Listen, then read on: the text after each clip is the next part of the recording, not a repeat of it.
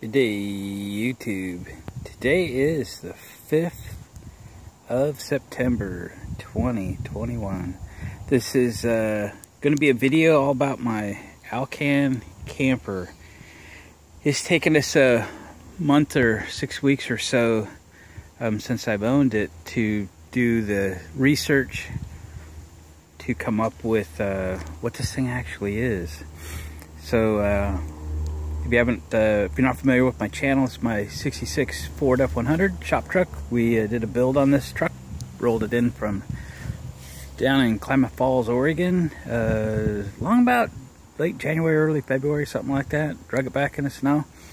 Had a motor stuck in it, but you know, the guy didn't get around to getting it all running and hooked up, and exhaust and cooling system, and well, it was a mess. We got it straightened out, turned into a really good truck. When I had it up on the lift doing the exhaust on it, I realized this thing's got overloads. And if you look at what would come with a Camper Special F100, it checked all the boxes. It doesn't have an emblem on it that says so, but it checks all the boxes for a Camper Special. Then I got to thinking, because I was going to lower this, and I got to thinking, because I had just sold my 76 Ford F250 Camper Special, and I had a 65 Caveman camper on it, which I loved the package. It was really cool, but I kind of fixed the truck up too nice to use, and that was my excuse anyway. So I sold the camper and the truck to build me more of a patina-like shop truck. And when I saw the overloads on this, I went, oh man, here's an opportunity to get one of those pop-up Alaskan campers. I've been looking at them forever. I love the rounded look of them and the fact that they go up and down. So I started looking a little harder, and then I joined all the groups pages on Facebook related to Alaskan campers so that I could find out where these things are. And I went and looked at a couple, and they were cab over versions, and I decided for this truck that wasn't the look. It was the wrong look for the truck. I didn't want a cab over, and they were a little too new, so I needed something older. So when you go look at stuff, you figure out what you like about them, what you don't like about them, and you come back and you hunt for the right one. So I put ads on all the groups pages that I'm looking for an older Alaskan camper, non-cab over, 8 foot, you know, for my 66 truck. And after just a few weeks, things started to emerge. I found one in Canada, and then this one popped in. It was East Spokane, Washington. It was advertised as a 1964 Alcan, which Alcan was the brand name of the Alaskan campers when they were first prototyped and built their first few dozen. They started prototyping these for a trip to through Canada to Alaska in 1952, and they named their first ones Alcans. 1957 was the last year. I guess the Canadian government didn't like the fact that they were calling their campers Alcan, and essentially made them change it, and they changed it to Alaskan. So all the 1958s and newer say Alaskan on them, but the 57s and older said Alcan, if they had an emblem at all.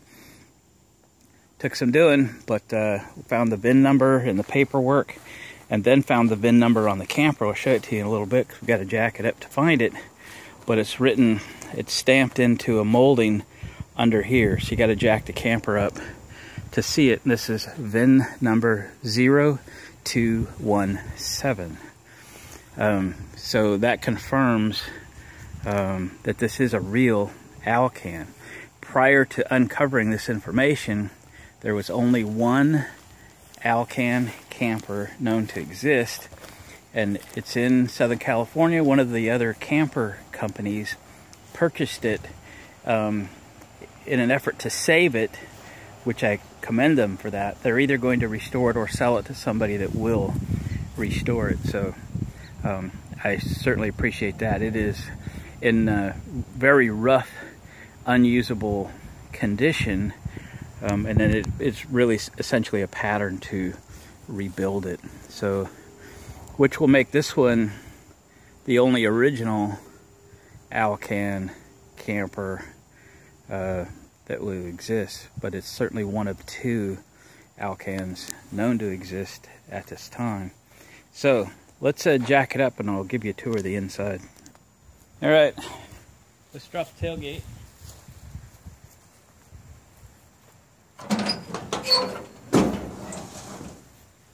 I've got this Harbor Freight step, works out really great.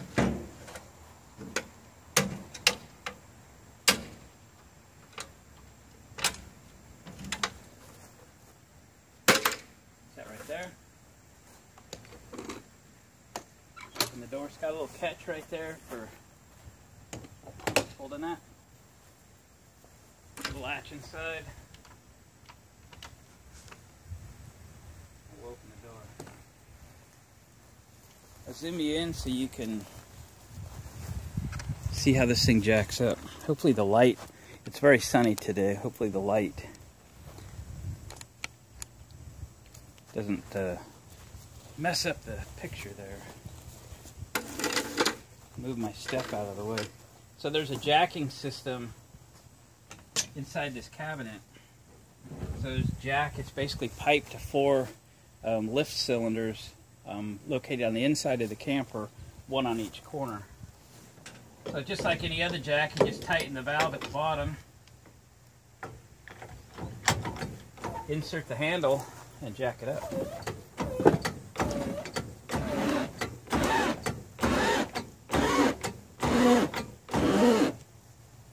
Let me bring you back so you can watch it elevate.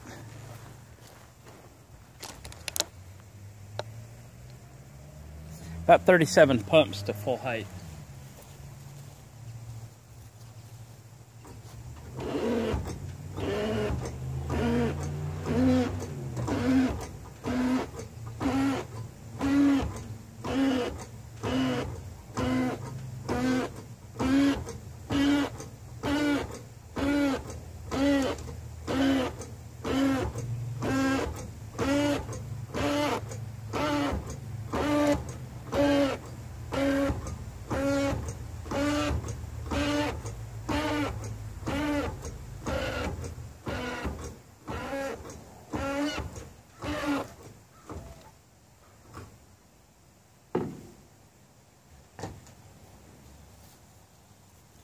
And we stow the jack handle away. We're at full height.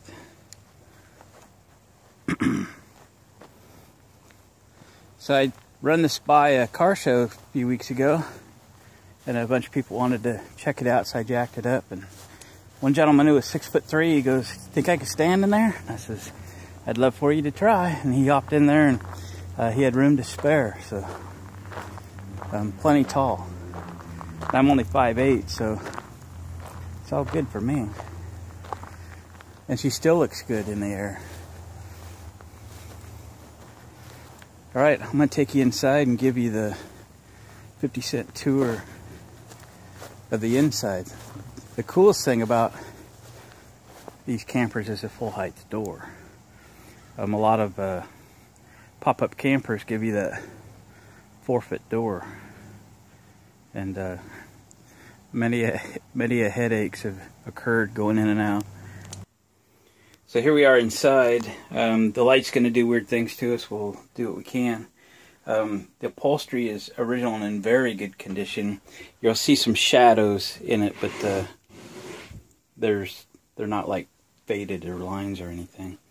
Original Formica on the table and the back counter and then the kitchen area. I'll move quickly to let the light adjust. So it's got a water tank. It's in this cabinet. The newer ones, they were up forward, I believe. And I got some fittings to get that thing filled. There's basically a drain that needs to get stopped somehow. Anyway, it hand pumps off of here. You can hook up city water there. It's got a holiday stove. I think these were made by Ward's. I have 2 of the 3 grates inside. It's a good idea to take those off when you're traveling or storing, so they don't mess up the enamel, and the stovetop on this is actually very nice. You want to, after you jack these up, come in and put these pins in. Right now they're just cotter pins, but slide those into all 4 jacks, take the pressure off the hydraulics. There's a seal inside and outside in these metal strips to keep the air in and out. Alaska Campers normally sells those, but they're in very short supply and they're not selling them right now. There's some opportunities to use something on the order of garage door, overhead garage door seal. So we'll be doing that here before too long. Front picture window. We got a little one down there that you can look through the cab. The table comes off and can sit on the floor. Throw a few boards across there, and the cushions come down, and that obviously makes the bed. And then these are stirrups for the optional cot, which could store back at that location. Then you could roll it out, hook it here, and then your child could sleep on the cot above you. Or some folks are using that for storage. Of course, there's the lift arms in the front. Chasing light again. These appear in pretty good shape. No visible leaks or anything, which is great. The wood is certainly not perfect, but it's usable. So we'll roll with that. It's got some shades up there, which are just fine. Roller shade above the door. Some of the newer ones, I guess, have a circuit breaker box for the 110. I didn't show you that. I should. Anyway, this is the Traveler ice box. It's not a refrigerator. It's in pretty good condition. It wasn't well attached, but I took care of that a couple days ago. It's always had some water leaking out of here and stained some of the wood. I hope to correct that someday. These windows open up. Nice hinge from the top so you can have them open in the rain. 110 volt light 1 and 110 volt plug 1. And the power inlet is on the other side of the wall there, from the outside. Porcelain sink. Got one little piece of damage. Patina, call it. Storage underneath. I got stuff in there. Yeehaw. We got us a cutting board. Remember, this is all original from either 56 or 57. Dollar store and various purchases to kind of give us some stuff to work with. Kitchen stuff. This camper was originally from Arizona, and there is the last Arizona plate. Last licensed in Arizona in 2016. Again, I have paperwork, and I do, now that I got the VIN figured out, I got this all licensed and everything. Got my title happening. This is the wardrobe, and then it has a pull-out closet rod gizmo. Pretty cool. Alright, so that's the inside tour. Flooring is still original. There's some pieces missing near the door. I did tack in this carpet, and I just put a rug in here. Want to do some winter camping with this. I don't know why I have that huge desire to do winter camping with this, but I do, and I will. Alright, let me show you a couple things on the outside, and we'll conclude the video. Yeah, the only thing I didn't show you on the outside was the this is a plug-in for the 110 power inlet, 15 amp, 120 volt. This has been replaced at least once, so I'll replace this with a new one, since how it's not original. And this is a plug-in for the clearance lights, and it is original, so I'm going to make an attempt to restore this and put it back. So it's in decent condition. It's just been sitting around. I think we can work with that. This is the seal on the underside. You can see it's nothing but rags right now. But anyway, one of the guys on the Alaska groups page, the Alaska Camper Club to be specific, on Facebook, has found an alternative at Lowe's, just overhead garage door seal. Haven't actually gone there and looked at it yet, but looks like that could be just a ticket, so it'd be good to get these all replaced. The guy I got it from started putting this like tie-down strap webbing in it, and it probably works kind of okay, but it's yellow and I don't like it, so we'll be replacing that. So gang, I kind of realized that I hadn't done a proper introduction of the Alcan camper. I really think there needs to be a video on YouTube of the Alcan camper, because there are none. If you do a search for Alcan, you will then find Alaskan, which is what they all started off to be, Alcans, and then they 1958 switched to all be called Alaskans. Alaskan is still in business. You can still buy a new version of this camper. And weight-wise, I don't know what this one weighs. I'd guess 1,000 pounds. I think the new ones are like 1,200 pounds, but yeah, it's probably got a fridge and stuff in it. So if I was a guessing guy, I'd say this is 1,000, 1,100 pounds, something like that. It's not too bad. The F100 handles it fine. It's not even fully engaged the overloads yet. So I got to tell you, I'm very happy to have found this.